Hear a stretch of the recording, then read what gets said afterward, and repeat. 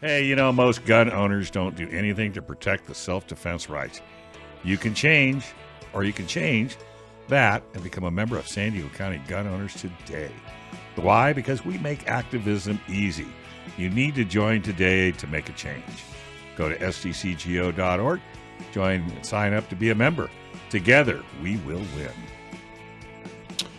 All right. What do we have going on? We got all kinds of really cool things going on. Tons of stuff. We really do. Of course, this week are the monthly meetings. I wanted to remind everybody because it's kind of a weird month in that normally the monthly meetings, it's always on the third week.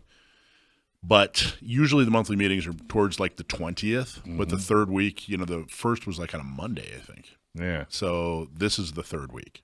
I was going to say, this is the third week? So Tuesday, Wednesday, Thursday are the monthly meetings. Coming up, Tuesday, Wednesday, Thursday. Right, in 2 days, Tuesday. Okay. Tuesday's North County Shooting Center in San Marcos at 6 o'clock.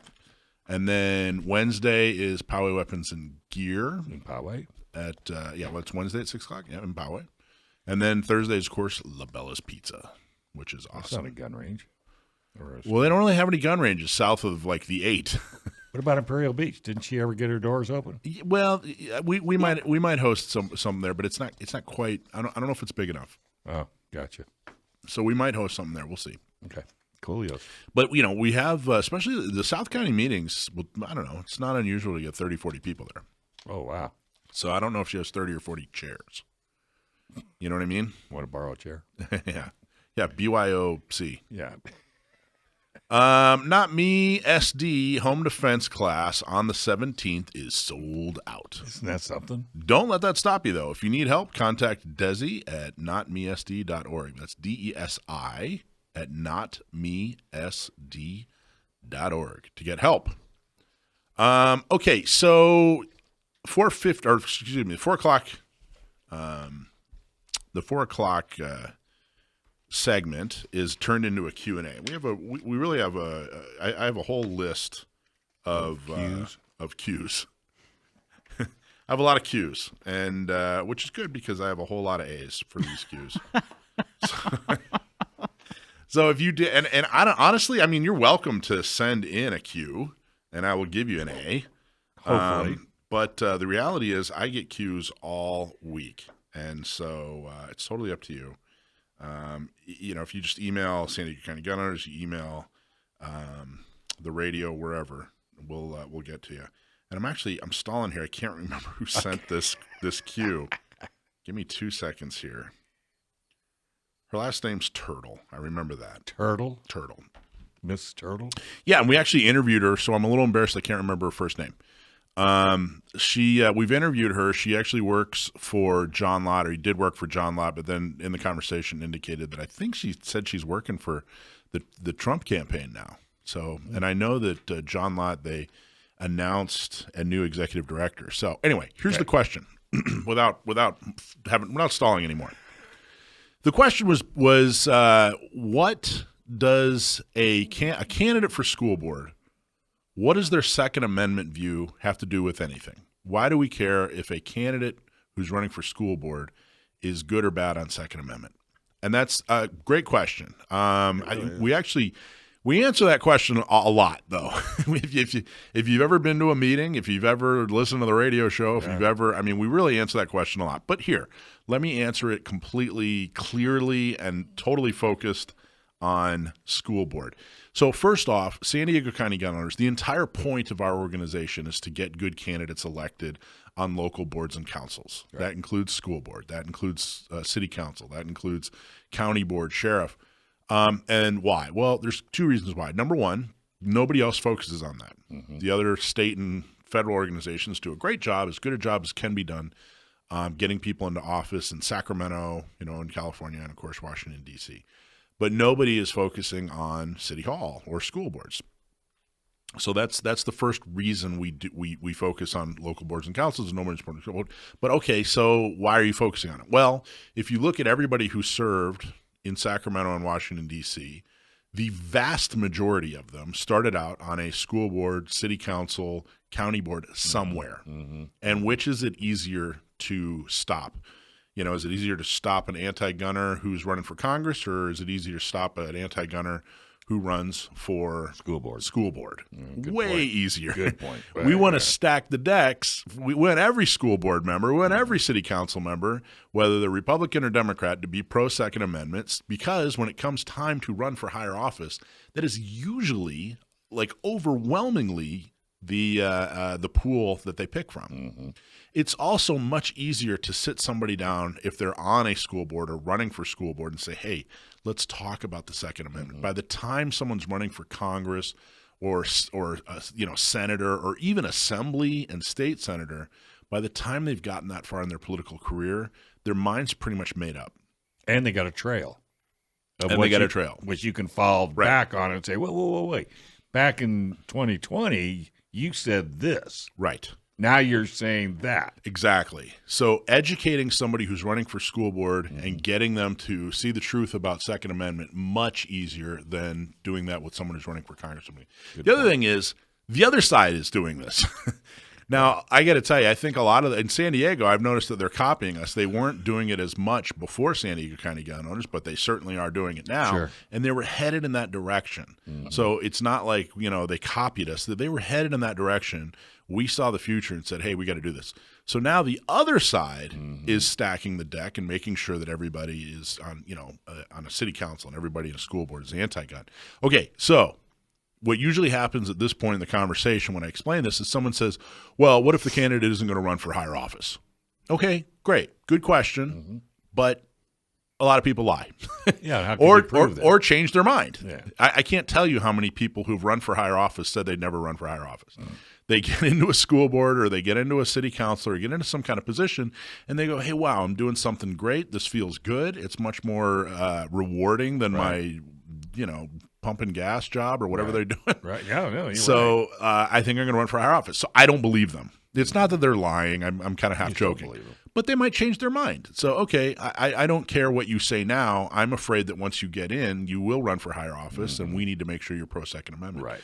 The other reason, though, hey, I'm not going to run for higher office. Why do you care if I'm pro-Second Amendment on a school board? Well, the anti-gunners have frequently gone to school boards to push policy. School boards weigh in on curriculum, what the kids are actually learning.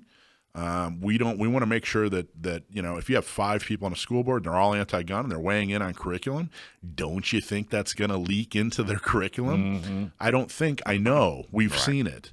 The other thing is if they're trying to pass some kind of anti-gun thing or policy or whatever, in order to influence public opinion, they'll go to a school board and say, hey, school board, we need you to weigh in on this gun ban, and we need you to say that it has something to do with the safety of children. Right. And, okay, well, that's a non-binding opinion, Mike. Why do you care about that? Okay, good question. We care about that because, one, the school board influences thought.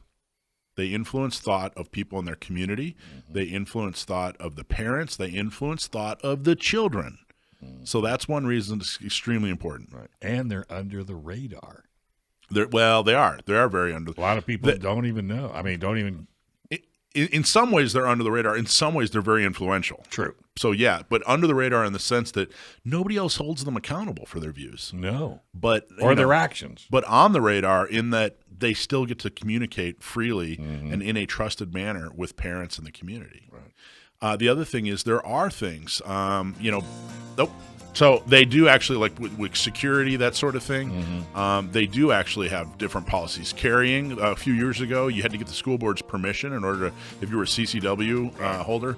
So it is extremely important, whether you're running for school board, city council, any public office, any higher office, anything where you're a decision maker, where you're a leader, you need to be pro-Second Amendment. That's exactly why San Diego County Gun Owners exists. Fantastic. Hey, if you ever have legal matters that involve firearms, you really need California's best firearms lawyer, and that means John Dillon.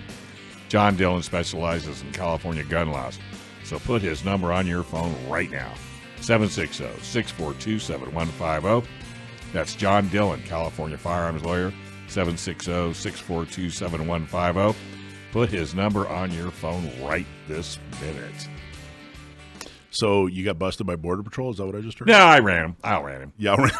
I was driving a new... Just good old boys. Yep, driving a new Toyota. A new Toyota. Yeah, I ran him in that. Huh? Yeah. Well, I went off-road. So I'll tell you real quick. This is what I was about to tell you when the music started. When I moved here, I was 21, 1997, and I had a day off of school. I was taking college classes, and I forget what holiday it was. And I decided I was going to go drive out to the desert. Drove out to the desert. Me and my skinny dog. He was such a good dog, and we got to Mexicali, and I had heard of Mexicali before. There's actually a drinking game called Mexicali. And I was like, hey, it actually exists, and there it is. I'm going to go check it out. You know about that? I do not. What, the drinking game? Yeah. I don't even remember how to play it. I just remember in high school we played a drinking game that was called Mexicali. It doesn't take much. It's like dice and beer. It doesn't take much. So I drive into Mexicali and immediately see I am in a destitute, horrible third world city. Like it was bad. It was. I'd been to Tijuana already, but I didn't realize how much worse it could get. This in your Jeep? No. This is way before my Jeep. I was actually in a van. I was in a hand-me-down minivan. I was in a 1990 Chrysler or Plymouth Voyager. Oh my Lord! With a skinny German Shepherd looking dog. He was, and so to drive around, I'm like, this is stupid. I got to get out of here. What am I doing? Yeah. So I head back over to the border. Again, naive. I didn't know. I didn't know. I just didn't know. And I get to the border checkpoint guy, and I realize I've been in Mexico for 10 minutes. I just drove in a circle, and I have this dog that looks like, some kind. It looked like I picked up a dog that they had planted drugs in, and now I'm running drugs back over the border. In a dog. This guy was like, what are you doing? I'm sitting there trying to explain to the Border Patrol. I'm like, you know what? I realize now how weird this looks, but I'm just moved to San Diego. I was checking out the desert. I wanted to come into Mexicali. I was like, you need to search me. I don't care. Like it was hilarious. This guy was scratching his head, highly suspect, highly suspicious of me. I'm surprised they let me go with that dog, but he did. So anyway, that's my story. That's my funny story. Nothing to do with guns. We were just talking about that. I thought the audience might enjoy the story. Okay, so here's what we're talking about. I don't know if you remember last week, but I said, hey, Jim Miller, San Diego County Gun Owners founding board member, unapologetic, Second Amendment advocate, and he's on the Cajon Valley School Board. He was up for endorsement by the Republican Party. This is the San Diego County Republican Party. And I want to clarify, because we're about to criticize the Republicans, so buckle up. But I need to clarify. I need people to really understand. In this discussion right now, I am not criticizing every single person who is registered as a Republican. I'm not even criticizing every elected official who is a Republican. What we're about to talk about is a group, an organization called the San Diego County Republican Party. There's about 45 people who make the decisions for the party. They're called the Republican Central Committee. It's about 45 elected people. When I say elected, I'm talking about like you voted for them on your ballot. These are your neighbors and whatever, but they're 45 people. They don't typically hold other office. I mean, they can, but they don't. They're not typically made up of other office holders. They're elected to serve as Central Committee members. So when I talk about the Republicans, when I'm criticizing the Republicans, I'm talking about the San Diego County Republican Party and their Central Committee. Okay, they're the ones that actually endorse in local races, and Jim Miller has been a Republican for 25, 30 years. I mean, the earth cooled. This guy became a Republican. He is Mr. Republican. He's run for office before. He currently is on the Cajon Valley School Board. There's nothing in conflict with him, his actions, and the Republican Party's platform. He's done an outstanding job. In fact, he's done a much better job than many of the other elected Republicans when it comes to all kinds of issues, including certain like transgender issues. He actually, there was a lot of pressure a few years ago from the LGBT community. They said, hey, we want to come in with some trans activists, and we want to read to your kids. We want you to post up a bunch of, information or propaganda, depending on which side of the argument you're on, that has to do with LGBT and kids. And we want every school in Cajon Valley to put up the pride flag and all this other stuff. Jim came up with a program. He said, we're not going to do that. What we are going to do is we're going to do a program that includes everyone. You belong. Mm-hmm. You belong, Cajon Valley. And it was the equivalent to, I would say it's very similar to when, Black Lives Matter said, hey, Black Lives Matter. And everybody said, not everybody. Many people said, every life matters. Mm-hmm. This was kind of the equivalent of that, saying, hey, you know what? We're not going to focus in on trans students and make a big deal out of trans students or trans people or even LGBT. We're going to say, hey, you know what? Everybody, every ethnic background, every economic background, every, boys and girls, everybody belongs. We're all going to be respectful. We're not going to focus in on whatever your political agenda is. He came up with this. This was an extremely good idea. This was an extremely good idea that fended off all the transgender pressure and still was well in line with what Republican principles are.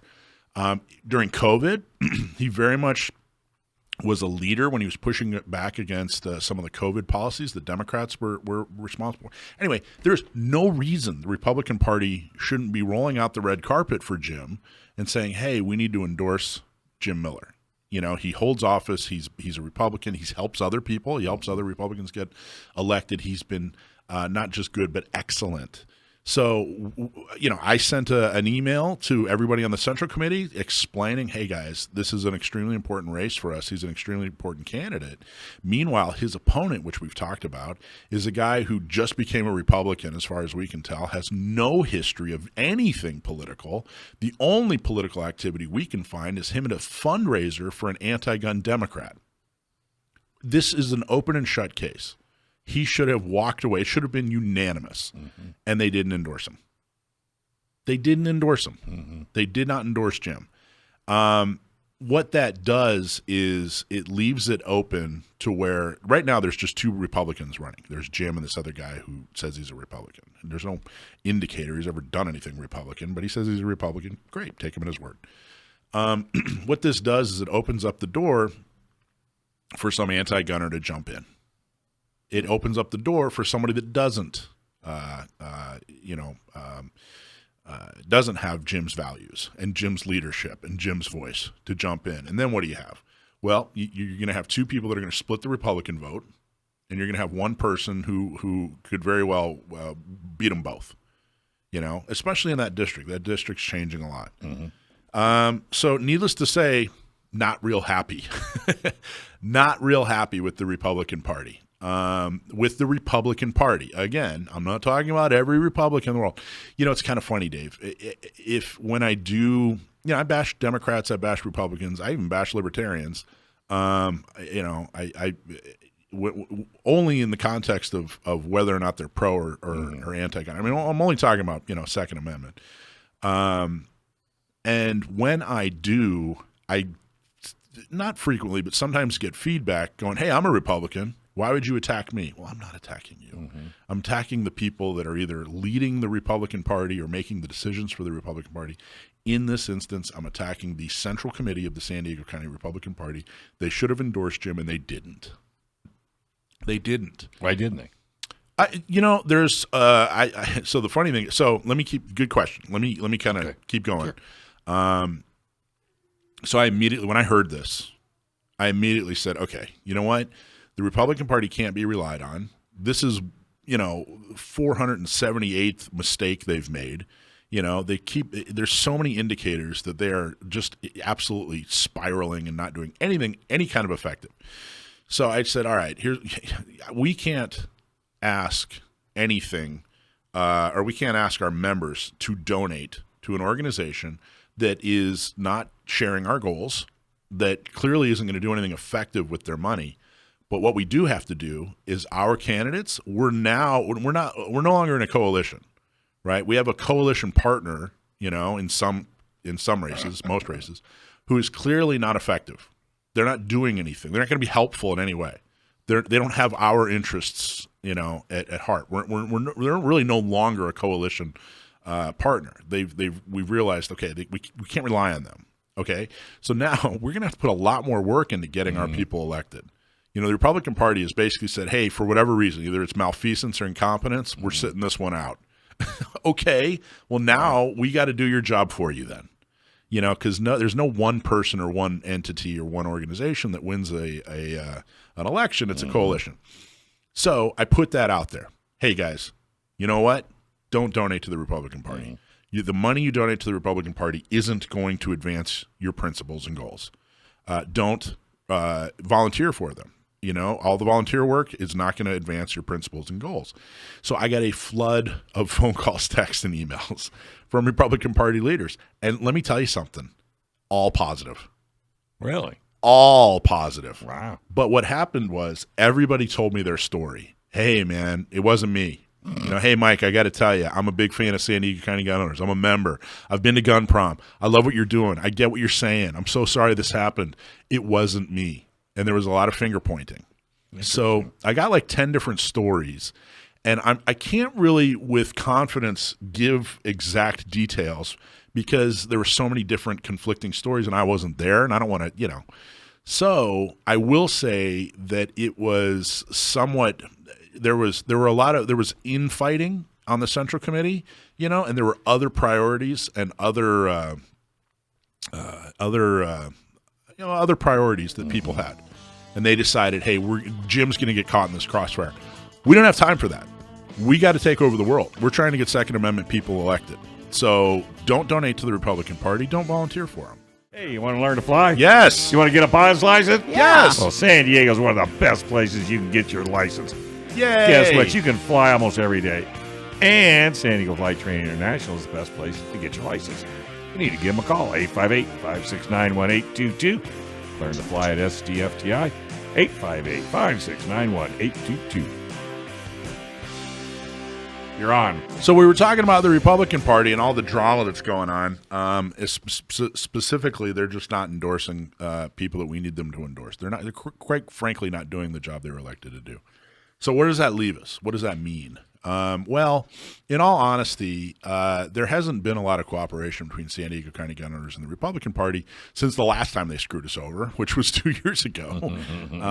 So I don't – is it going to affect us? I don't think it's going to affect us except that now we have to work harder, like I was saying. We're going to have to get more volunteers. We're going to have to put more money into the race because we just can't count on them. There is a chance – in all fairness, that they're going to endorse Jim later, but the next opportunity they have would be June. And by that time, hopefully they don't find somebody to step in. Now, what's killing me about this is there are 5 people on this board, okay? 5 people on the Cajon Valley board. Jim's one. And the thing that's so bothersome is the reason Jim has an opponent is because another Republican on that board, he doesn't like the fact that he doesn't get to run the board. This guy named Anthony Carnevale. Anthony Carnevale is mad that he doesn't get to just get his way every single time. So he's mad at Jim. So he found another Republican to run against him. So you have a Republican trying to take out a Republican. Okay? What makes it even worse, there are 2 seats open. So this brain surgeon, Anthony Carnevale, could have easily just found 2 other candidates who agree with him, and he could have taken over the board. But instead, he's trying to take out another guy who, you know, is pro Second Amendment, who is a longtime Republican. So he's totally he's potentially going to completely screw up this board. You know, he's costing everybody all kinds of money. I can't tell you how many Republican elected leaders out of East County I've talked to, and they're like, yeah, we tried to talk to this Carnevale guy, and he's not going to budge. He's determined, and here's the problem. The problem is it's turned into something personal. So he's not focusing on policy. Right. Now, if this guy was smart, Anthony Carnevale, he would have said, hey, here's the policy I'm trying to get passed. Here are the policy decisions, the public policy decisions I want passed. So we're going to do everything we can to get Jim to sign on to whatever he's trying to do, or we're going to compromise, or we're going to work on consensus, whatever. But he didn't do any of that. Instead, he just found somebody who's going to run him, and now it's turned into like this personal issue. Now, when you talk to, and there's a tiny group of folks that call themselves a parents group, and it's like a dozen women who are kind of gadflies. They show up at these. Do you know what a gadfly is?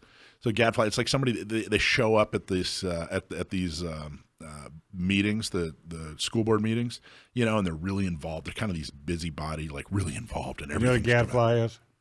Yeah. Are you one? No. No. Just checking. Sorry. So they show up at these meetings, and the only feedback I'm getting from them, or that anyone can really determine, is that basically Jim's not doing what they want him to do, and the way he talks. You know how it's not what he said, it's the way he said it. So it's turned personal. That Jim's not kissing their butt. Isn't this about the kids? Well, should be. That's what Jim's about. That's what I think. So now here's the problem. So now Carnevale is so neck deep in this thing that even if let's say Jim said, "Hey, I'm going to do everything you want to do." He's not going to do that, but let's say he did. Because there are some of these things. By the way, it kind of raises the question: well, what is Jim not doing that this guy wants him to do? Well, some of the things that he wants to do conflict with California law, which would get him sued. But there are ways to get to where he wants to get, just not the way he wants to get there, or at least in all fairness, not the way that Jim thinks we should get there. So what do you do? Well, if you're any kind of leader, you sit down and you work. And you say, hey, here's the public policy I'm trying to get to. Let's figure out how to get there. But now he's turned Jim into this villain, And so even if Carnevale says, hey, you know what? Jim and I worked it all out. We're going to get these policies on the books, and we figured out a different way to do it, but we're going to get there. Mm-hmm. Even if that happens, he's now turned Jim into this villain where it's not about the policy. It's just about Jim. So in effect, Carnevale he's no longer a leader. He's a pawn. If you get what you want, the public policy, you get the public policy that you want, and you can't go back to the people that you quote unquote lead and say, hey, you know what? Turns out we're getting what we want. Let's support Jim or whatever. And they say, no, we can't do that. He's this horrible person. If you can't do that, you're no longer a leader. You're a pawn. Mm-hmm. You're no longer a king on the board, on the chessboard. Mm-hmm. You're just a pawn. Mm-hmm. And that's what's happened. Carnevale seems very passionate, but he's very new and very green and doesn't seem to understand politics in any way. And again, his leadership skills have clearly, imploded. So with that context, why in the hell would the Republican Party not support Jim? They're supporting somebody who is, designed to take out a Republican, and in a way that might actually get a Democrat put into that spot, and they still didn't endorse him. It's ludicrous. How long has Jim been on the board? He 8 years. I think it said 7. 7 years. 7 or 8. This will be his 8th year. How long has this Carnevale guy been on? 5 minutes. I think he just got elected. Oh, like 2 years ago. I think. Correct me if I'm wrong. No, I'm just trying to figure out what's the real problem. Well, good question. And I think what happened was a lot of people got activated by COVID. They saw how powerful the county board and school boards are, because of COVID, and they had enough. They got fed up. I wish people were this passionate about the Second Amendment, or as many people were as passionate. I hear you. So I think they got activated by COVID, and now they're going to come and change the world. And it's like, well, where have you guys been? Yeah. Where have you been? Because Jim and I, we've been fighting this fight. All of us, we've been fighting this fight for over a decade. And where have you guys been? So they come in, they don't have the information, they don't understand what's going on, and they're making a bunch of rookie mistakes. But now, our organization, we're having to divert resources because of their stupid mistake. Mm-hmm. Now, if you ask all them, they'd say, oh, we're pro-Second Amendment. Okay, fantastic.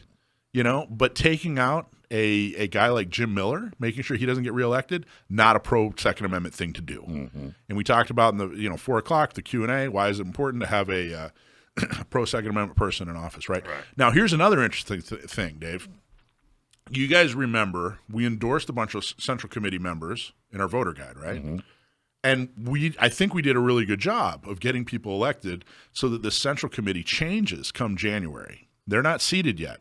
Oh, okay. So the people you're still dealing with the old crowd. We're still dealing with the old crowd. But, and social media, and I'm not going to mention his name because he's not worth it, but there's a guy on our social media who revealed himself, and now I'm worried about this new crop even. Really? The job is never over. This guy got elected. He isn't a Central Committee member yet. But he got elected. Got elected. He'll be in January, and he. I mean, it's ridiculous. He's one of these guys who, the feedback on him is that he likes to think of himself as like a constitutionalist and a thought leader, but he's one of these guys that just shows up and blows a lot of hot air.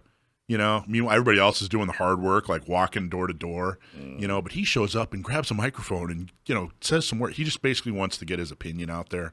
He doesn't actually want to do the hard work. He's never actually done anything effective, but he thinks he's this thought leader and he's an important person who thinks deep thoughts. And blah, blah, blah, blah, blah, blah. Meanwhile, on our social media, he said, look, I would definitely listen to somebody's Second Amendment views, but for, when it comes to endorsing somebody on a school board, it doesn't matter to me if they're pro-Second Amendment or not. Wow. That's one of the new leadership in the Republican Party. Now, we didn't endorse this guy. Two steps forward, one step back. It just never ends. It never ends. People, we're not going to get to a point where, hey, we're good. We don't have to do Second Amendment activism anymore. We've said it a million times. We live in the country of the self-governed, and the price of that is ever vigilance. Ever vigilance. You always have to be engaged. You can't take a year off. So I'm not currently on the Central Committee. This is the guy who, mouthed off. His name.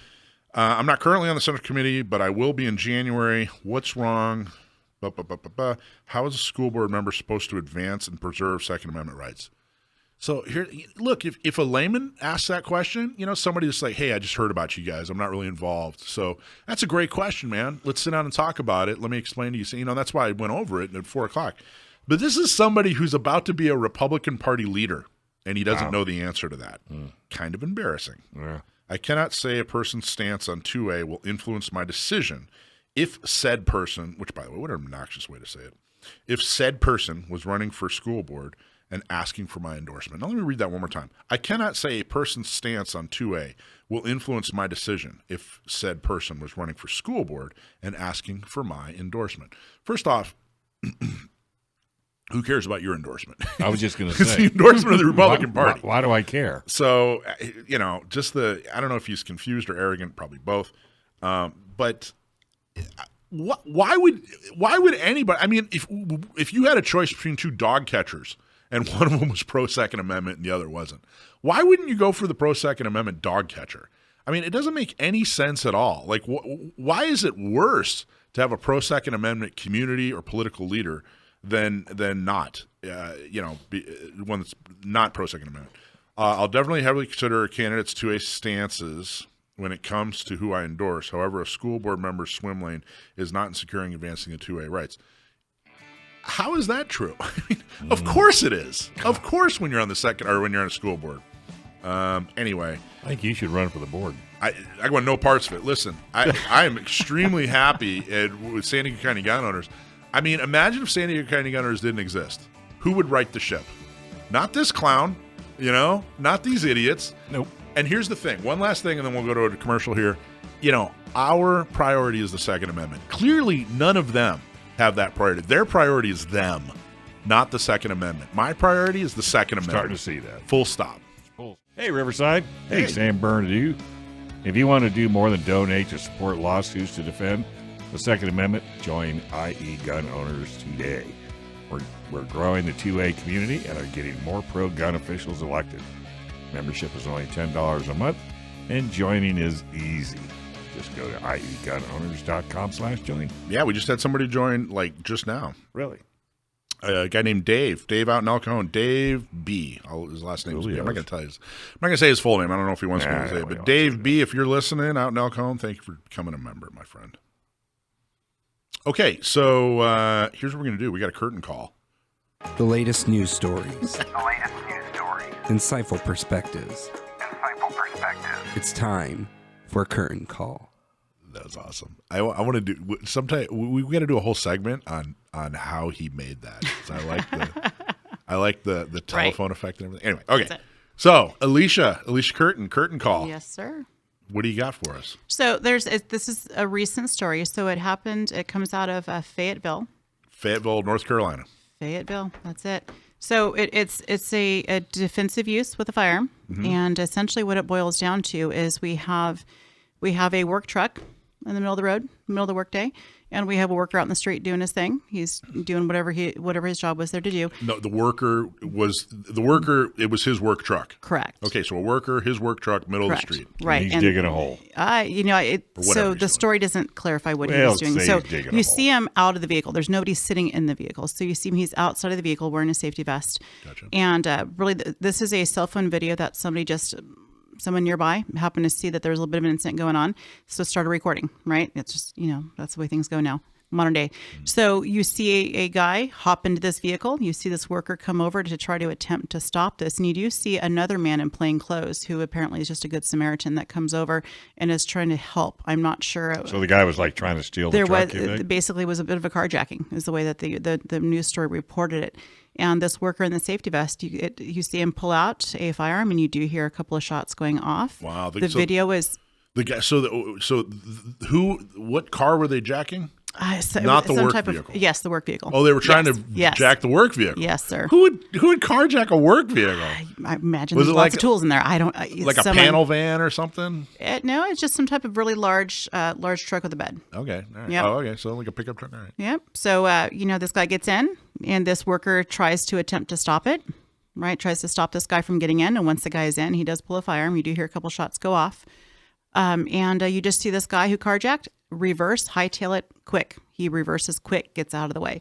This worker and this good Samaritan just kind of like, well, we did our best, couldn't stop him, right? And so they just kind of make their way to the side of the street, and out of nowhere, you just see this guy who carjacked and took this vehicle just barrel and bulldoze them over at high speed. It was wow, and hops up on the curb, gets on the green on the street, and and this is just a really sad, horrible thing. One of the guys did die. Jeez. The other, from the article, is in bad condition, but is so far alive. The man was arrested, and carjacker. Yep. Was either the worker or the other guy? It says the good Samaritan, so it appears the worker is the one that has survived so far. Jeez. So yeah, this guy was 28 that carjacked. His name was Ricky Alex Driggers. 28 was charged with first-degree murder, larceny of a motor vehicle, fleeing to elude arrest, and 2 counts of attempted common law robbery. And it's horrible. So if you think about this, how often are we on the street? Whether maybe you hop out of your car to put mail in the mailbox, or you get gas. Yeah, something. You never know. And this guy, he did have what appears to be a firearm on him. The video is kind of far away. If you want to Google and look this up, the bad guy, the carjacker had a gun. Our worker. Okay, so let me ask you. So what do we learn? Should I ask a question now? My point, but the thought that I had is that if you've been, whether it's an assault, whether it's a robbery, if you've had some bad thing happen to you, you're not out of the fight, and don't turn your back. He just, do I fault this worker or this good Samaritan? Absolutely not. But did you say the worker had a gun? So in the video, you do hear a couple shots go off. Because this is so recent, the articles that I'm finding are a little bit vague. You do hear what sounds to be gunshots, and I do see what appears to be a small handgun in our worker's hand. See, I wonder when how he approaches the door. How he gets away with doing that. So, being a worker.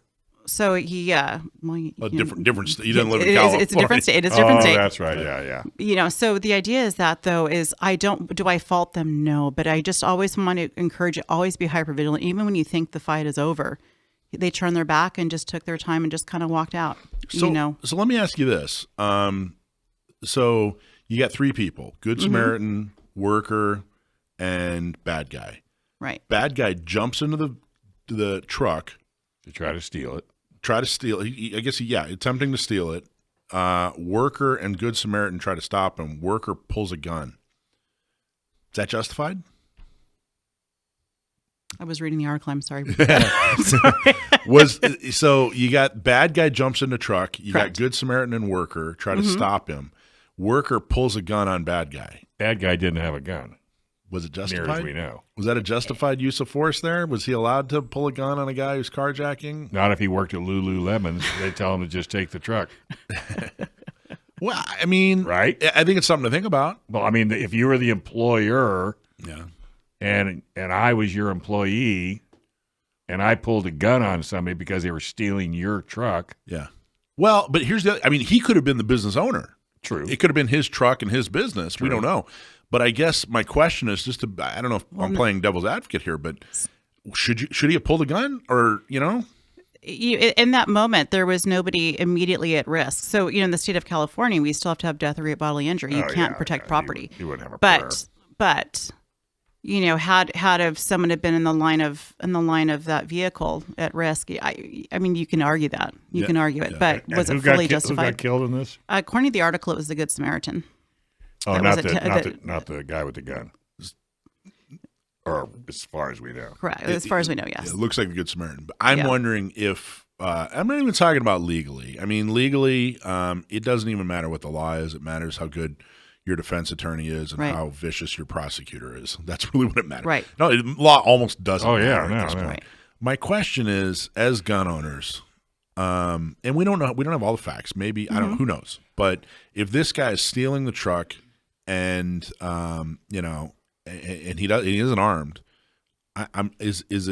should he have pulled a gun? Should he ethically have pulled a gun? What would be your reaction if somebody pulled up on you? It doesn't have to be a work truck and your Jeep. Yep. Let's say it's running. Yep. You went out, got the mail out of your mailbox. Right. You walk back. Some guy jumps in your Jeep. Do you pull a gun on him and shoot him? I think it depends on whether or not I feel like my life is threatened. Right. So what did this guy do? We don't know. Maybe he did threaten his life somehow. We don't know. But if he didn't threaten his life and he just was stealing the truck, He just stole your Jeep. it's not. I don't think that justifies ethically. In fact, if I were you, I'd say, "Right on, brother. The AC don't work. The heater don't work. Take it. You are the man." That's the first thing I'd say. run the other way. Yeah. I'd shoot the Good Samaritan. Yeah. No, don't stop him. What are you, crazy? But no, I'm curious to see more information come out in this story. I think because it's still so new, the information in the articles is pretty limited currently. But if you look at the video, and it does appear to be what sounds to be gunfire, and you do see what appears to be a firearm in his hand. how many shots would you say? Can you tell? When I was listening through it, I would say 2 to 3. 2 to 3. Yeah. I just looked up the story. There was an extra person that was arrested because he was the driver of the vehicle. The man who was trying to steal the vehicle had a previous charge that he was under warrant for stolen firearms and drug dealing, basically. So both guys are being held in jail right now without bail currently, too. So, And they're clearly bad guys. Yeah. But whether or not, but the decision to pull lethal force and use lethal force, Not worth. it doesn't matter if the only thing that matters is if your life is in danger. And I saw the video just once, and I don't know if his life was in danger. I think his car was in danger. Is there ever? Let me ask you this: is there ever that case scenario where you say you've been carrying for 10 years, and all of a sudden here's an opportunity? I think that if you've been carrying for 10 years, I'd hope you also have 10 years of training. Yes. And if you've had 10 years of training, do you think you would? I mean, that's why I emphasize 10 years. Yeah. And all of a sudden, you now have a chance. De-escalate, evade, and walk away whenever you can. I was going to say, with 10 years of training, then you have 10 years of, I don't want to ever use this thing. Okay. Even if it's eventually found to be justifiable, it's not an easy process. It's not just a walk in the park. You don't go home that day. Your life is hell for a long time. Yeah, but I'm just saying Yeah. there are some people out there. If you've been carrying for 10 years, then you probably have a life and a home, and maybe you have loved ones and a career and a savings account. Okay, so and you all those things you don't want You just went into Denny's. They don't serve spaghetti anymore. You come out and the guy steals your Jeep. You're going to take him out. I'm not going to take him out. You sure? No, You that's gonna my wound him? life. So no, Shoot him in the butt. nope, because that's not only illegal but unethical, and I'm an ethical person. I don't want to hurt anybody. Even for spaghetti. See, you're thinking about it. See, the way I view it is, about a year ago, I got my license plate stolen off my vehicle. They ripped him off, basically. And I don't know, maybe it's a mix of pride. Maybe it's the fact that, no offense to our police force, but they do have a lot of cases on their hands. And it definitely gets a long time before these kind of cases gets, found out about. So I don't know. I had a guy steal a toolbox out of my car. I haven't gotten over it to this day. I don't know if I'd shoot him, Yeah, but I haven't gotten over it to this day. I know for a fact you wouldn't shoot him because you're a good person. He doesn't carry a gun. You're a good person. You don't know that. And that's what it boils down to. You're like cannon. And if you're a gun owner, and if you ever need to use your gun to protect yourself or your loved ones, you need legal protection. Even if you do everything right, even if you're 100% justified, you should be prepared for the legal battle after your self-defense battle. That's why you need Firearms Legal Protection. When you join, you get uncapped legal protection for self-defense for civil or criminal cases with a 24/7 hotline. Joining is real easy. Just go to firearmslegal.com and click on Become a Member. Use code GOR for a discount. Enjoy the peace of mind knowing that you are protected if you are ever involved in a self-defense incident. Firearmslegal.com and use discount code GOR. GOR. I think that's one of the best things anybody and everybody that owns a gun should have. Me too.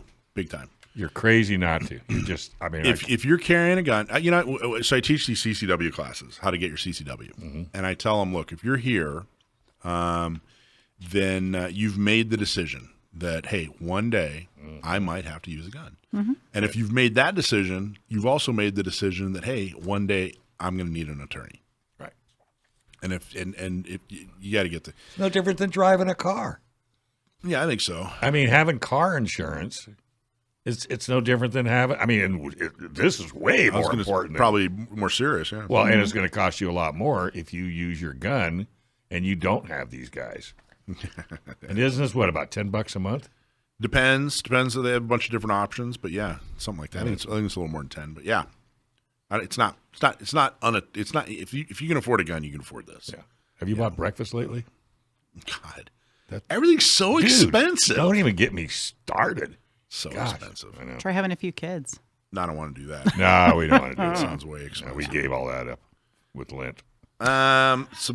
Subscribe and win. Subscribe to our email list and win some swag. This week's winner is Gerald Nemeth. Tell him what he's won. Oh, that's me. Email prizes at gunownersradio.com, Gerald, and claim your T-shirt or your hat. I would definitely, if you want to ensure success, let us know what size shirt you would like in that email. Congratulations. If you want to win some stuff, subscribe to our email list. Go to gunownersradio.com and sign up for our email list. All kinds of cool information. Training, current events, what's going on, in the San Diego County Second Amendment community, all kinds of cool stuff. We got to start doing this current topic thing. We never do that. This is awesome. Well, so the first one is: have you seen the picture that they're talking about? The Yes, U.S. I Navy have. mocked. Have you seen No, it? but I Dave? haven't seen it. Where did you see I'll it? show you. I'll bring it up. So the funniest part of this whole thing, she's going to show you, but it's a picture of some Navy dude, and I'm pretty sure he's an officer. He's got to be an officer. He's got scrambled eggs on his hat. So this Navy officer is pointing an AR. Yeah. And the funniest part, and you'll see why that's funny. We'll talk about it when you see the picture. Let's see if you can it's a little subtle, but can you figure out why he would get mocked? Well, it says thank you, Alisha, but other than that, love letters. But the best part of this thing is this picture of this Navy dude. By the way, this is an official Navy picture. So the U.S. Navy took this picture. Someone approved it. Someone in the U.S. Navy approved it. And then someone in the U.S. Navy posted it on. And he's shooting. Well, he's at least pointing. Well, no, you can see the cartridge. Oh, that's right. Yeah, you can. There's brass. What? There's brass flying. There's brass flying. Mm-hmm. So why is that ridiculous? Do you see? What a dummy. Do you see why, though? You see what? No? Okay, so the scope. I thought that would be a picture of Levine. No, the scope is backwards. That is so stupid. He's looking through the wrong end. See, my take is that, if you've ever picked up an AR, it's pretty easy. I think you just want to be challenged more. You want to make, that target look smaller. I think he's shooting Oh, look, he's always so positive. I think he's shooting somebody behind him. That's why. That's an idea. Now, the second one is pretty. But here, wait. We're not even done. So someone posted that. Someone from the U.S. Navy posted that on an official U.S. Navy site. I mean, this was official. This wasn't a joke. But here's what's funny. The way it really got popular is the U.S. Marine Corps posted it and made fun of it. That doesn't make it. I mean, that makes perfect sense. That is awesome. That is totally awesome. So I don't know what's going on there, right? I mean, if you look, that guy's got to be an officer, right? In fact, I don't know. Dave, look at his what do you hat. think? Look at his hat. There's not enough info there for me to know. He's got the scrambled eggs on his hat. Yeah, but He's got to be an officer. no, those aren't. He's got to be Those aren't the kind of scrambled eggs you would normally see. Those are orange and yellow and. What's that? Is that rank on it? Yeah, I can't tell. I would assume this guy's an officer. So Well, it could be. Somebody's got their hand on his shoulder saying, "Excuse me, I think you have a problem." yeah, But I mean, have you seen scrambled eggs on a hat? I mean, Yeah. Of course, I've never seen it on a baseball hat. my old man. I have sure. My old man wore scrambled eggs on his hat, Okay. but he just likes scrambled eggs. The article does give a credit to the picture. It says the now deleted image of Commander Cameron Yates Commander. firing a rifle with a back to front scope. That is a scrambled egg. So my old and they man, mentioned the lens cap is still on as well. my old man is. That he can't see. He used to work with this guy who was he was an engineer. I think he was former military, but he was a civilian engineer, and he used to work on really high tech stuff. And this was like back in the 80s before high tech stuff meant you just like programmed something or whatever. It wasn't just like software. He was like installing real material. And he had this story about how he had to go on a submarine and install a piece of equipment. And submarines are pretty top secret, so you don't just get to go hang out on a submarine. No. You have to go onto a base, and then you have to go. There's a couple different levels of security. Right. But the very last level of security is a guard standing there, a sailor with a gun, and he's got a clipboard, and you're not getting on his submarine unless you're authorized, right? Yeah. So he tells this engineer friend, he says, "Hey, I don't see you on the list." And he said, "Well, I got to install this thing. Like, you got to figure this out because I'm not just here to have lunch. Like, I have to install this extremely important piece of equipment, or whatever." Yeah. And he goes, "I don't know. I don't get it." He's looking at his clipboard. And finally, according to the story, he passes his AR over to the guy. He said, "Here, hold this for a second." Says, "Here, hold this for a second. Let me look on the back. Let me look on the list." No.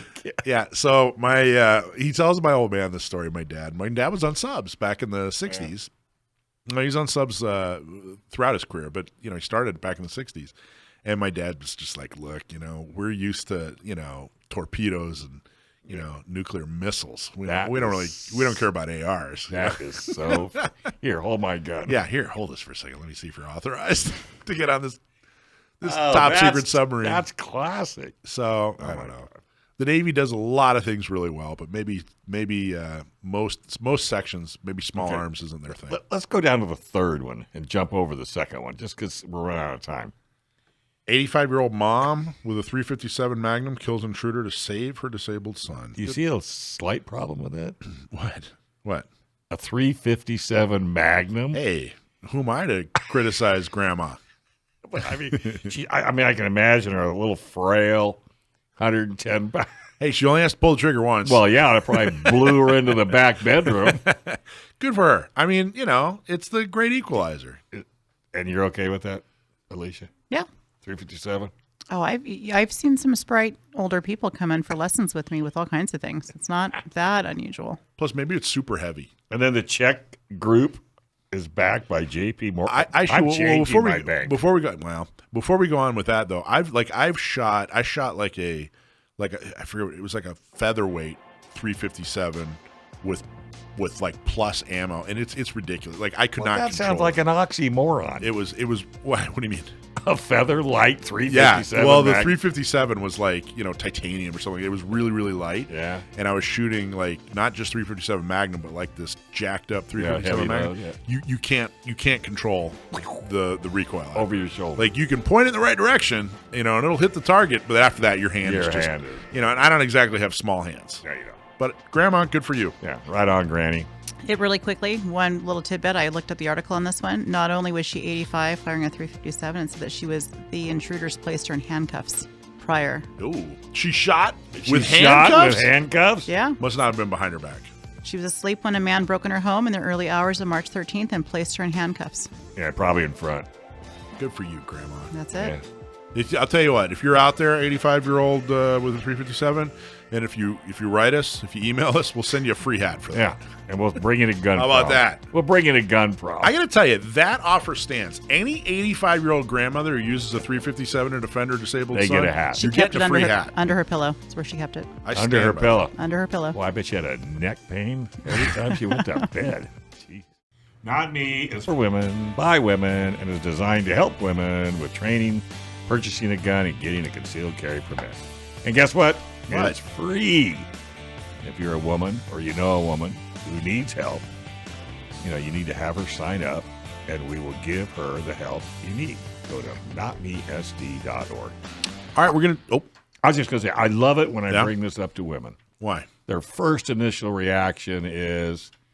Get out of here. Well, get out of my bathroom. Kinda. Who are you? How did you get in here? I hand them the soap. I mean, so there's no reason to be pushy about it. Is that their first reaction? Yeah.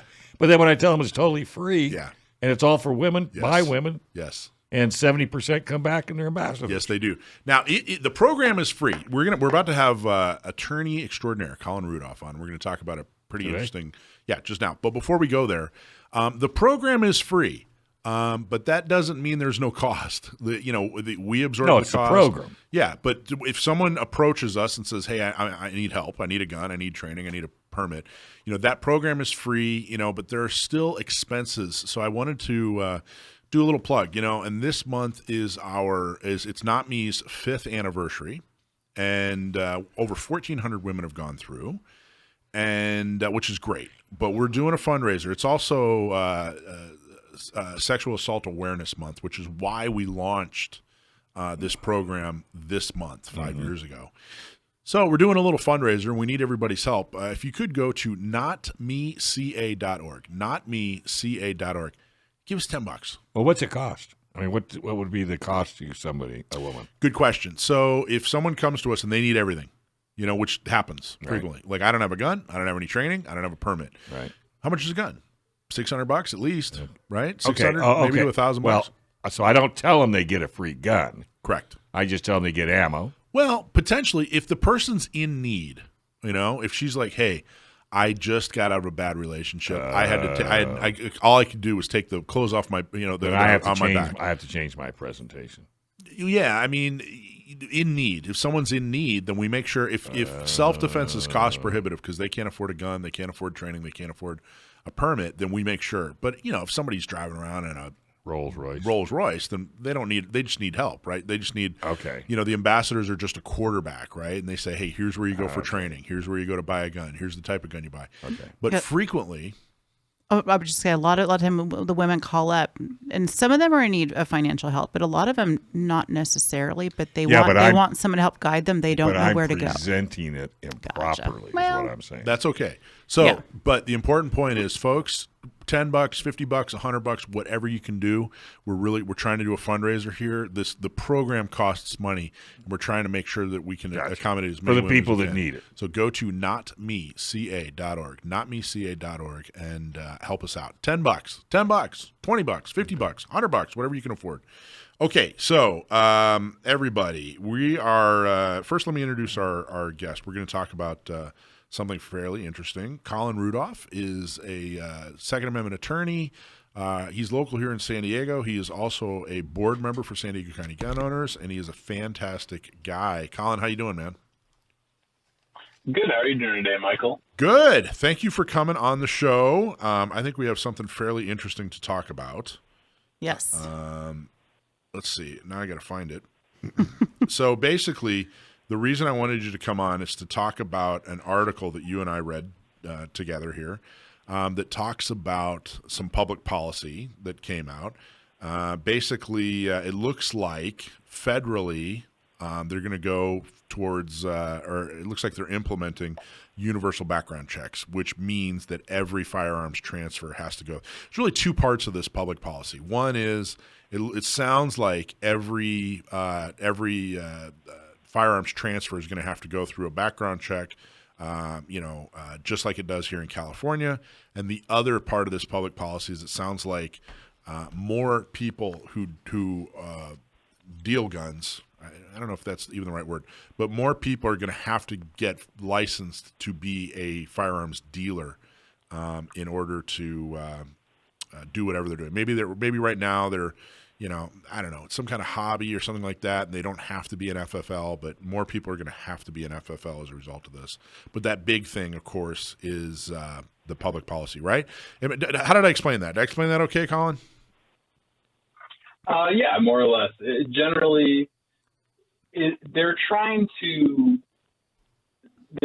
pass some new rules with the ATF. The ATF, they don't make laws; they make rules. This is based on a law that was passed called the Bipartisan Safer Communities Act, which is actually from 2022, and that's a 5-part law that they have. And the 5th part clarifies who must be a licensed federal firearms dealer. So an FFL, as we think about it generally, is a gun store. And then there's certain individuals that have their FFL licenses as well. This new rule is expanding who needs to get their FFL. So it's changing the definitions in there as far as the normal person that we would say is a collector. They might now reclassify them as a dealer. A lot of it has to do with profit is their main motivator, it looks like, when I'm looking at the new rule. But it's a lot more to it than just that. I mean, it's kind of ridiculous. It is. Thing is but before, Colin, Colin. Yes. So before we go any further, let's pause for a second. I couldn't think of an example of who is somebody that was involved in some kind of activity before that now would have to get an FFL. Can you think of an example? Well, the thing is, in California, we're different than a lot of other states. So federally, there are a lot of states, we would refer to as the free states, where you can do a face-to-face transfer and you don't necessarily have to go through an FFL. Right. But that's with private parties only. Right. That's like if a buddy sells a gun to his other buddy, or what they refer to as the gun show loophole. If somebody who has a couple of guns goes to a gun show in another state and they sell a couple small individual ones, they're not actually a firearms dealer, but they wanted to offload a couple of things that they have. Now they're trying to expand that rule of who needs to get the license so that those people will have to qualify to get the license as an FFL. Otherwise, they need to sell it through a dealer, kind of what we do over here in California, because whenever we do a private party transfer in California, whether we're at a gun show or in a gun store, we always have to go through an FFL. So, and they don't have that in other states necessarily. So I guess, that makes, I think that's a little more clear. So you're saying in the free states, there are guys who, they have 50 or 100 guns or whatever, and they buy and say, hey, this is something I'm interested in. and then they'll go to a gun show or wherever. They not necessarily a gun show, but they'll maybe sell 2 or 3 a month, but it's not, they don't have like a storefront, like, this might be a side hustle for them or whatever. Now they have to get an FFL. Where before exactly. they weren't. That's where it gets fuzzy, because the side hustle thing is encroaching on the territory that they've redefined the rule as, where it's more profit driven. So if you say side hustle, then that's something that makes it look like they're looking for profit, and that's going to fall under this new rule with the FFL. I can't really think. I don't think that I can't really think of what I feel like I'm missing something. I can't really think of who is going to have to get an FFL that didn't have to get an FFL before. I think that we're going to talk about. In fact, in the next segment, I really want to dig into this article and talk about what the vice president said and talk about some of her words that really prove that they have no idea what they're talking about. But the nuts and bolts of this thing, I can't really figure out exactly who would have to get an FFL. And even if there is an example that's pretty clear, we're not talking about a whole lot of people. So they're pumping this thing like they just solved this major problem. They didn't. There's not a major problem they solved. No. I can't really think of what they're actually, but they're making it sound like, I don't know. They're just making it sound like, I don't know. This is so ridiculous. So let me touch on this. They're doing this for the do something people. They're doing it for the do something people. You're absolutely right. Now that law, the bipartisan, what was it, 2021, 2022? 2022 Safer Communities Act, they call it. The Bipartisan Safer Communities Act. Isn't that what they named it? Which, of course, is a misnomer like most of their laws. Yeah. I mean, you can't just call it bipartisan. It would have actually had to be bipartisan. So one question I had is, like you said, ATF doesn't make law. They make rules. And we just had a major ruling on this that, hey, you guys can't redefine what a gun is just because you're the ATF. That's a law. You're now making a law that needs to go through Congress. So my question is, do you the fact that the ATF is responding to a law that was passed, is that how they're going to get away with this, or no, this is going to lose in court? Well, I mean, initially they're going to continue and say that this is enforceable, and then good people are going to have to take them to court, and they're going to have to fight these things, and we're going to have to go through these long, drawn-out battles like we have with all the other bad laws they passed. I mean, the fact of the matter is, it's sad because they can pass laws faster than we can get them overturned, no matter how unconstitutional they are. It takes us more time to get them overturned. Yeah, $1 million in 10 years. Every time someone asks me, hey, what about this lawsuit? Hey, how come why don't we file this lawsuit? I say, yeah, let's do it. We'll do it tomorrow. Give me $1 million in 10 years. It's going to take $1 million in 10 years, every lawsuit. So, okay. But do you think that they'll find safe harbor in the argument that, hey, Congress passed this thing, we're just responding to what they wanted us to do, or no? Not necessarily. It depends on what actually gets challenged in it. Like I said, this new rule, the law they came out with, it's over 400 pages. So you'd have to find exactly what you want to fight in there and what you want to break down. Okay. When you look at... I'll tell you what, let's go to commercial, and then when we get back, I really want to talk about what Kamala Harris said. It's so infuriatingly ridiculous. Hey, do you believe Belong. Or do you belong? Yeah. I don't believe, but do you belong? I believe. I believe. I thought he asked if you bleed. I do. Do you belong to an associated club or other organization wrestling with their marketing? Most organizations waste a lot of money on marketing because it's just so tough managing everything, websites, social media, e-commerce, email, and the list goes on. Well, you can leave frustration behind with Sage Tree. Sage Tree's fractional marketing department services. They take care of everything. Planning, developing, advertising, and more. So getting started is super easy. Just visit sagetree.com. Click on the Schedule an Appointment button. That's sagetree.com, and click on the Schedule an Appointment button. Okay, Attorney Colin Rudolph. We're sitting here talking about some new federal law, which sounds like a whole lot of fun. But I was reading this article, and I want to read a couple of things to you, and then let's talk about it, because I don't know. Correct me if I'm wrong, Colin, but I think they don't even seem to understand what the gun show loophole actually is, which means they don't understand the public policy that they're having an effect on. But here, let me kind of read this article here. So Kamala Harris announces new rule: all gun dealers must conduct background checks. On Thursday, which, by the way, never, you can't criticize headlines. Headlines are, you never get it right in a headline. But anyway, on Thursday, Vice President Kamala Harris announced that all gun dealers now must conduct background checks no matter where or how they sell their merchandise. The rule is expected to be submitted to the Federal Register by the Bureau of Alcohol, Tobacco, and Firearms on Thursday. It will be implemented in 30 days. Politico reported, quote, "It's a false choice to suggest that you're either in favor of the Second Amendment or you want to take everyone's guns away," Harris insisted. Quote, "I'm in favor of the Second Amendment and I'm in favor of reasonable gun safety laws, for example, background checks. Currently," now here's where we get into the meat. She went on to say, "Currently, gun stores are required by law to conduct a background check for every gun sale." So far, that's true.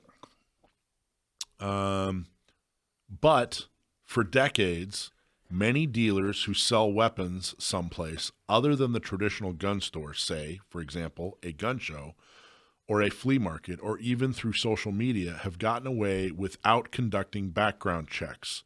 This is the so-called gun show loophole, she stated. That's not true. That's not what it is. I don't know, correct me if I'm wrong, Colin, but she seems to be implying that, ABC gun store goes, they have their shop down on 555 Main Street, and everybody that comes and does purchases a firearm from them, they have to get a background check. This is true. But then she seems to indicate that if ABC gun store wants to go set up a table at a gun show, that because they're at a gun show, they don't have to do a background check. And that's not true. Does that appear to be what she's saying? Pretty much. I mean, Michael, as you know, most lawmakers don't understand what they're regulating. And that being said, we all know that Kamala Harris is not a supporter of the Second Amendment, like she says. When you listen to what she was quoted as saying here, she's talking about FFL holders. They are under these regulations where they need to have people pass a background check. They need to run the background checks. But then she also refers to dealers, and she's trying to make herself correct by changing the definition of dealers. That's what this law does. It defines people that are engaged in the business as a dealer in firearms other than a gunsmith or a pawnbroker. And basically, the law itself, on page 457 of that new rule, it says a person who devotes time, attention, and labor to dealing in firearms as a regular course of trade or business to predominantly earn a profit through the repetitive purchase and resale of firearms. So that includes a lot of people. And it goes in further and explains a lot more, but that's the bulk of it. And you can include a lot of people that she just doesn't like in that definition. That's interesting. I do know that you remember so we have this roster, which is slowly going away, which is good. In at least in part to our rental lawsuit, which we're very happy with to be a part of, and we're very happy with Firearms Policy Coalition to be a part of. So this roster made it illegal for a dealer to sell a certain firearms that weren't on the roster, certain pistols, but private parties could do transfers. So if I already owned one that wasn't on the roster, I could sell it to somebody who, was a private party. But it really just affected dealers, FFLs. So what happened was, and they also exempted cops. So what happened was cops would buy these guns legally, they'd buy a Gen 5 Glock or whatever, a SIG 365, something that wasn't on the roster. And then they would do a private party transfer to somebody who couldn't buy it from a dealer. And that ended a few years ago because basically you'd see these cops doing it, 20, 30, 40, 50 times a year. and basically was like, okay, well, look, if you're doing it that often and you're making this amount of money on it, you're a dealer. You know, if it walks like a duck and quacks like a duck and whatever, you're a dealer. So is that what they're trying to change? Are there significant numbers of people in free states that are going, hey, look, I buy and sell guns, you know, on the weekends at gun shows, but I'm not a dealer. You know, I'm actually I'm a plumber by trade, but you know, every once in a while I buy and sell a gun and, you know, make a couple of bucks off it. Is that kind of what they're going after? Yeah, I mean, it's interesting what you say there because you bring up their whole roster and what that turned into. And that whole carve out with the PPT transfer not having to be subject to the roster, I think that was a carve out for the law enforcement to begin with. 100%. It was so law enforcement. And it created a gray market because it's not necessarily a black market. What they're doing is legal, but they're at the same time doing it for profit, like you said, and they're getting away with skirting around these laws because they are technically allowed to do that. The thing that's interesting about this is if you're a dealer, they don't have a number of guns that you need to sell defined. It's more about practice and how it's being done versus they have this whole fact-specific inquiry that goes for about 6 pages that explains what you would look at to determine if somebody's a dealer or not. And a lot of these cops that do that would fit into that category. It's interesting. And you're absolutely right. It was a carve out. Just know that the reason they exempt cops from a lot of these gun laws is so that the police unions won't object. So, you know, the cops are basically like, hey, wait a minute, if this applies to us, then we're gonna fight against it. So the Democrats go, all right, well then we'll just exempt cops, and the cop unions that have a lot of money, they just go, all right, forget it then. We're not going to fight this thing. The Constitution isn't that important to us, you know. As long as it's not affecting to us, 100%. Then we don't really care about the Constitution. We're cops, for God's sake. So that's exactly why that's the case. Now I got to tell you, in the defense of law enforcement, they were adamantly opposed to SB2, and I thank them for that. But gosh, for the last 30 years, law enforcement in California has been totally been detrimental to your Second Amendment rights because they don't oppose or sometimes support a lot of times support these horrible gun laws. So that's interesting. So they're looking at like your intent, like, hey, if you live in Arizona and your intention is to make money off of buying and selling guns, then you're a dealer. I don't explain a little bit more on what's this determination. Yeah, intent is a big part of it. They're trying to figure out intent based on your actions. And it goes into how many you sell. It goes into the prices that you're selling them for. But obviously, when it comes to a private party transfer, you don't write down on there how much you're selling something for. But a lot of what's in this bill or in this rule revolves around profit based. And it shows that if you're getting a bunch of guns and you're trying to sell it for profit, then you're a gun dealer. And that's how they're looking at it for the most part. They also try and define who's doing it as a hobby or enhancing their personal collection. And then there are some presumptions in there as far as what defines a licensed dealer or an unlicensed dealer. So they say, like, the presumption that an unlicensed reseller is engaged in the business, and that's arising from evidence that there are repetitive sales or offers for sale of firearms within 30 days from a purchase. So if you get a gun and then you go around and sell it within 30 days, then they can start to red flag you basically and put you on their list so that they can start paying attention to what you're doing and how many sales are occurring under your name. At the very least, her description of the gun show loophole was extremely misleading, and it's a common misunderstanding that gun shops, you know, there's no need. There's never that just because it's a gun show, there's never a background check at a gun show. That's simply not true, and this is perpetuating that lie. Now let me go on to read quote: President Joe Biden and I, this is Kamala Harris still, and I will continue to call on the United States Congress to have the courage to pass universal background checks, red flag laws, and an assault weapons ban. Now, it's interesting because my understanding is that this is a universal background check, but then she says that she wants them to pass universal background checks. Is this determination, or is this this law that had the ATF set this stuff? Is there universal background checks now, or is there not universal background checks? So there aren't technically universal background checks. The only thing that's changing is that they're determining who needs to get an FFL. And if there's a bunch, that's why they say that this is going to implicate around 20,000 people, I think they said in there. Yeah. And that defines that those people are going to need to get their FFLs. And if they don't get their FFLs, then they're going to prosecute them.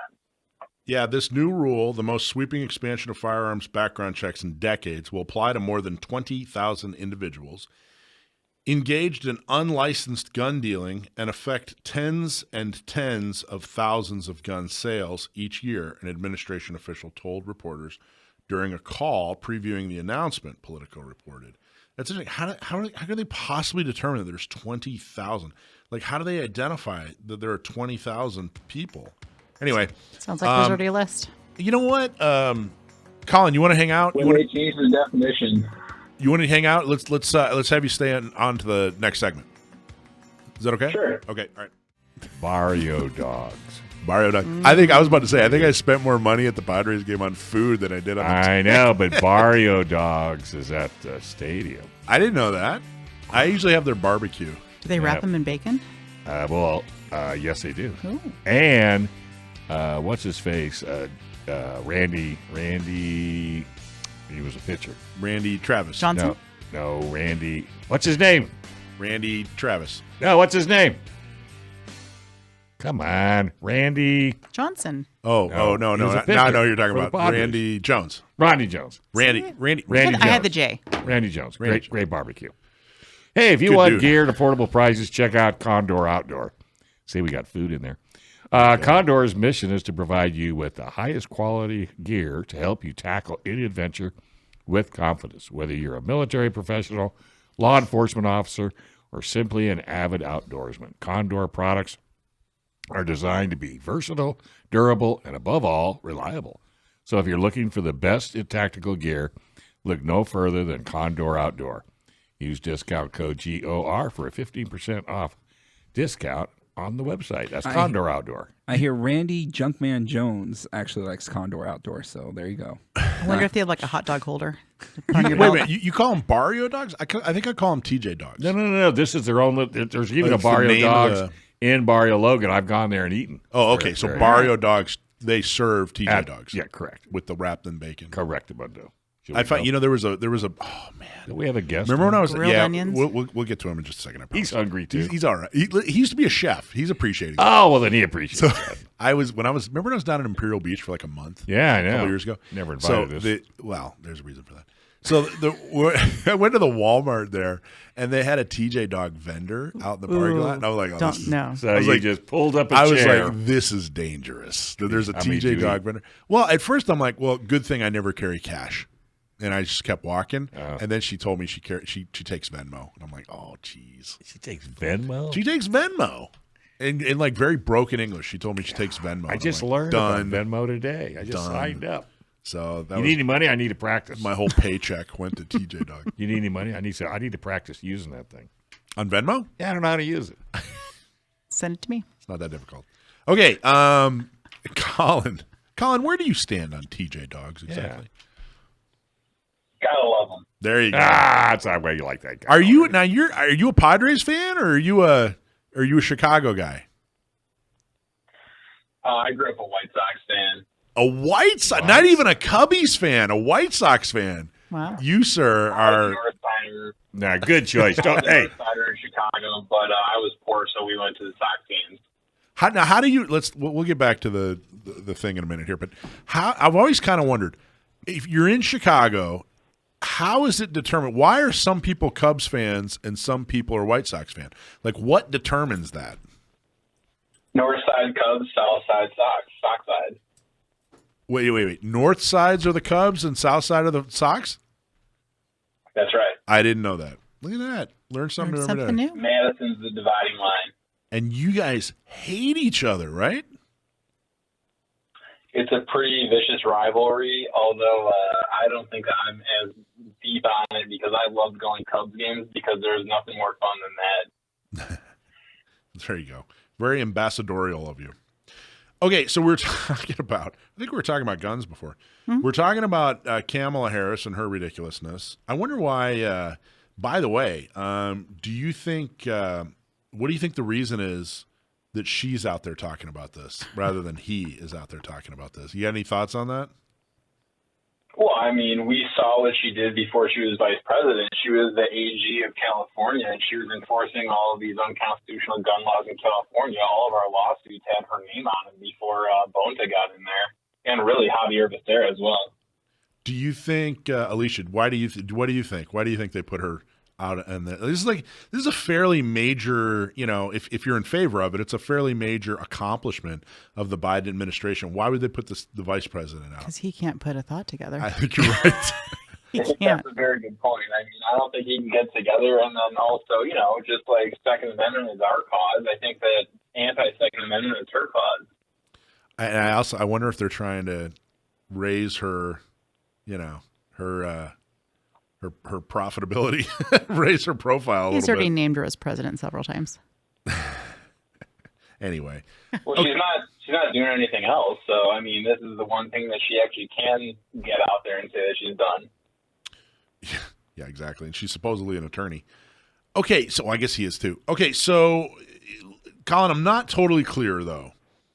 With this, let's assuming it all goes through and there's not an injunction or whatever, but with this new rule / law, whatever, I'm not real clear. If you're an individual in a free state and you're selling a firearm to an individual in a free state, and that person is not prohibited, are you still able to do, a cash and carry private party transfer, or do you now have to go through a background check? As far as I can tell, you can still go ahead with that transfer. The only thing where the waters get a little muddy is defining that person and how they're doing business. If they're selling 1, 2, 3 guns a year, I don't think they're going to fall under the category where they need to get an FFL. However, if they're doing it more often, then they might be determined in that category that needs an FFL, and then the ATF will say you're doing this illegally, you're an unlicensed firearms dealer, and then they can try and prosecute them. Interesting. I guess I read this incorrectly then. I was under the impression that this basically expands background checks to be universal, but that's why we get smart guys like you with law degrees on. For universal background checks. Yeah. Let's see. It just blows my mind really quickly that it's so unclear and so muddy, but yet they wrap this up by stating it's going to be implemented in 30 days. Yeah. So how do... Pretty clear to them, I guess. So the idea of implementing red flag laws, which permit confiscation of firearms if the owner is deemed a threat to themselves or others, on a federal level, has been criticized for giving the government too much power, which we've experienced firsthand here in San Diego. And Colin, I know you have been are at the forefront of that in a couple different ways. The Rand Institute stated in January 2023, evidence for the effect of assault weapons bans on mass shootings is inconclusive. Evidence that high-capacity magazine bans may decrease mass shootings is limited. The new rules, the most sweeping expansion of firearms background checks in decades, will apply to more than 20,000 people, et cetera, et cetera, et cetera. So what are your thoughts on red flag laws? Well, I think that they're not good for the majority. I think that they are used in a negative way because they take away people's due process rights. I mean, we have this understanding that you're innocent until proven guilty, and the bar for any kind of restraining order, especially one of these red flag laws, it's usually a gun violence restraining order is what we call them here. Those are have such a low bar. It's not guilty beyond a reasonable doubt like you would be if you were in a criminal court. It's much lower than that. And the problem is that they can take away your guns. Generally, they can do it just with people and their allegations. If you theoretically, if you have a tiff with Newsom and his security, if they rough you up or something, you could try and go get a TRO against one of their guys, and then they might lose their gun rights. I mean, it's kind of insane the way that this thing can actually be applied. Well, and this is a lot of this. The reason they're so popular here in San Diego is because the city attorney for the city of San Diego, Mara Elliott, is a dyed-in-the-wool anti-gunner. She's an extremist, and she's made this one of her personal issues that she champions. In fact, she's written nationally op-eds talking about how great these gun violence restraining orders are. In fact, she actually, when I was talking to her, I met with her, when these were just starting to take off. She and I sat down and talked, and I said, I don't see the point of these things. And she couldn't really prove the point of these things. And in an email, I actually said, hey, I got to tell you, if you start just taking guns from people without due process, you're sending cops into harm's way. People are not going to respond well. This could, result in violence and basically pointing out, I don't remember exactly verbatim what I said, but it was along the lines of, you're sending, people that haven't broken a law, or at least haven't been convicted of breaking a law, people that haven't had their due process, you're taking their guns away and you're sending cops to their door to do it. That could have extremely dangerous consequences. Her email back to me was this thinly veiled threat to gun violence restraining order me. And I'm like, okay, I think that's excellent evidence that these things are being used punitively. And over the next few years, she has proven, so I'm making these numbers up. The vast majority, I'm going to say like 90%, 95% of these gun violence restraining orders are on people where you could already take their firearm. There was no need for a gun violence restraining order in order to take a firearm. But then there's another, exactly right. Yeah, and then there's another small minority, but an important minority, where there are people using these gun violence restraining orders vindictively is probably maybe the best term I can think of. You got a roommate who's mad at his roommate, and so he says, hey, this guy's got guns. Anyway, Colin, thank you so much. Appreciate your feedback. Appreciate your expertise on Chicago area baseball, and thank you for all you do for your clients and San Diego County gun owners, my friend. Thank you. Thanks for watching this episode from Gun Owners Radio. If you're watching mainstream media, you're not getting the truth about guns and the Second Amendment. Gun Owners Radio is the easiest way to stay on top of the Second Amendment fight, the fight for your self-defense rights. You can watch our live stream on YouTube every Sunday from 4 to 6 p.m. California time, or if you're in San Diego, AM 1170, FM 96.1, The Answer. We're also available on your favorite podcast platform. Just do a search for Gun Owners Radio and you'll find our show. Don't forget to support our sponsors. Click on the links in the show notes and support the businesses that support your Second Amendment rights. Like and subscribe to help defend and restore the Second Amendment, not just in California, but across the country.